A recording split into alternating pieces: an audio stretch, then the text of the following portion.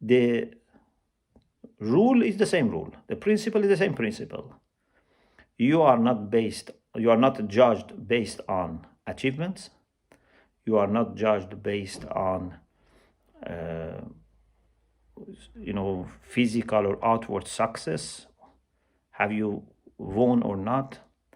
Have you got rid of enemies or not? No, these are not the thing that you will be judged for. You will be judged by how much you made efforts. So if I make my efforts, that's the main thing for me. What in the end happens is out of my control, and I'm not going to be judged. Nuh alayhi salam, many times, we said Nuh alayhi salam was a great prophet, and in 950 years, he had only some 80 people who believed in him. As an average, every 12 years, one person believed. But it's no problem.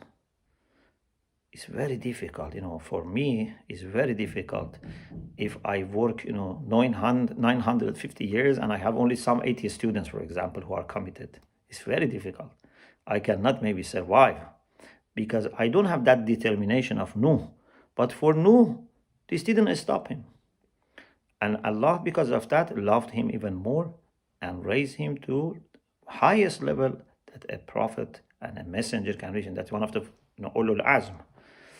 So, your efforts are important. You are a young person. Maybe you have difficulties in family, in community, in city, in the world. But don't worry.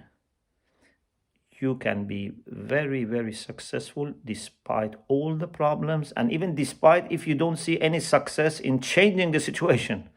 Your success is how much you make efforts. And this is what you have full control. They may make life for you more difficult. This would add to your value. If everyone tries to stop you, then actually they are making you more valuable in the eyes of Allah. Even if you do the same thing that, people who are in better situation doing, you are more valuable. Maybe they are actually not valuable because they could do much more and they didn't do. So I stop here.